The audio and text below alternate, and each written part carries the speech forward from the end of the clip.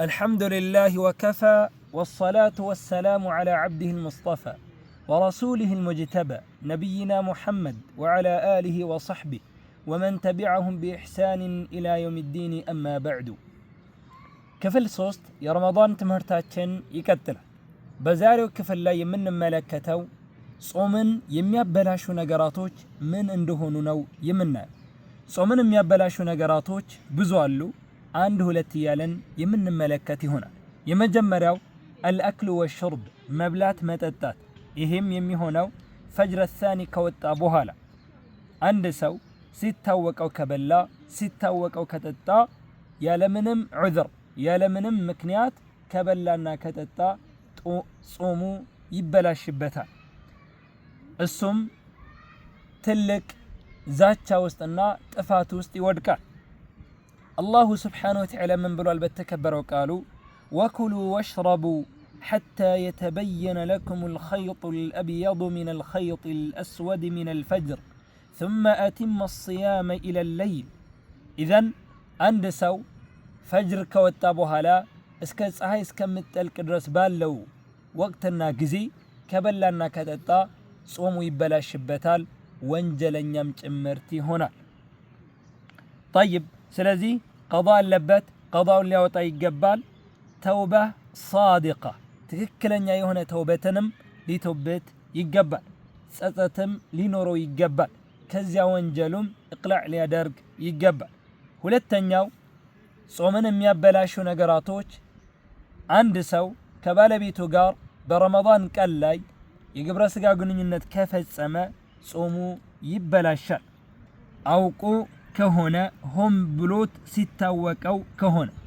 ይህም አካል በሱ ላይ قضاء አለበት قضاء ሊያወጣ ይገባል قضاء ሲያወጣ ተውበት ከማድረግ ጋር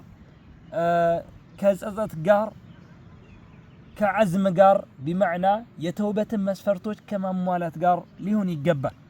ከዚህ ጋርም ተያይዞ ከፋራ ሊያወጣ ይገባል የመጀመሪያው ከፋራ ዒትቁ ረቀበ ባሪያን ነፃ ማውጣት ነው ባሪያን ነፃ ማውጣት ካልቻለ ይህ አካል ምን ያደርጋል ሁለት ወራቶችን በተከታታይ አከታትሎ ሊጾም ግድ ይለዋል ይሄንንም ካልቻለ 60 ምስኪንን ሊያበላ ይገባል ቡኻሪና ሙስሊም እንደዘገቡት ከአቢ ሁረይራ ተይዞ የተስተላለፈው ሐዲስ እንዲህ ይላል አቢ ሁረይራ بينما نحن جلوس عند النبي صلى الله عليه وسلم እኛ በነቢ عليه الصلاة والسلام ባጠገብ ተቀመምጠን ሳለ إذ جاءه رجل عند سمتنا فقال እንዲህ አለ يا رسول الله أنت يا الله ملكتنيا هوي هلكت ጠፋሁኝ አላቸው ነቢ عليه الصلاة والسلام ምን አገኘህ ምን ሆንክ ካሉት የሙስሊም ዘገባ وما أهلكك ይላል وقعت على امرأتي وأنا صائم በባለቤቴ ላይ ወደኩኝ እኔ ጾመኛ ሆኜ ሳለ በረመዳን በባለቤቴ ላይ ወደኩኝ የሚልም ዘገባ አለ ነቢ عليه الصلاة والسلام ምን አሉት هل تجد رقبة تعتقها ባሪያን ታገኛለህ ወይነ حر የምታደርጋት ነፃ የምታወጣት አሉት قال لا አላገኝም አላቸው قال فهل تستطيع أن تصوم شهرين متتابعين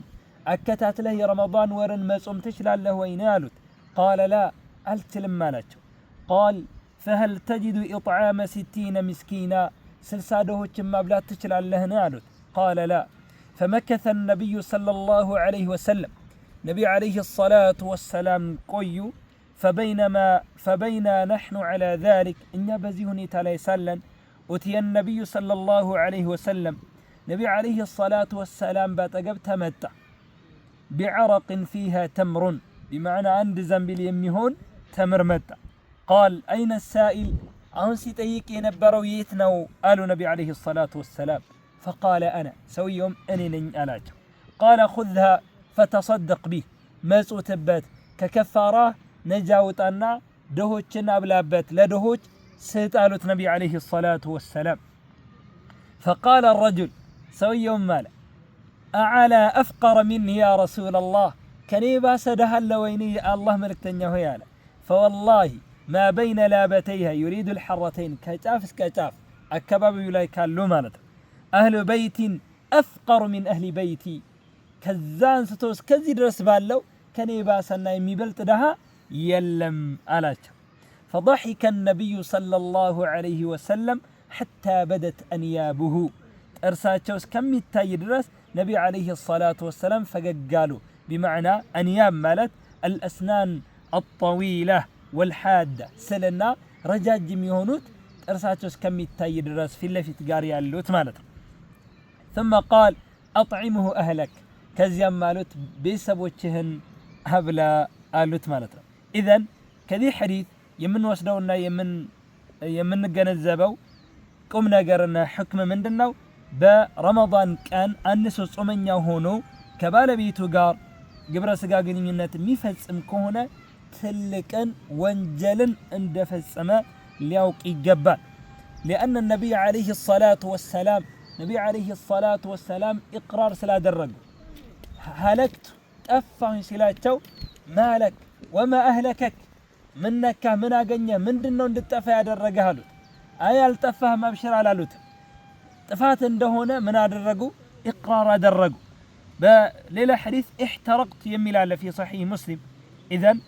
ይሄንን ልንወስድ ይገባል። ከፋራ ምን እንዳለበት ከፋራውንም ሊያወጣ ይገባል ይሄንን ድርጊት የፈጸመ የሆነ አካል። واما اذا جامع ناسيا فان صومه صحيح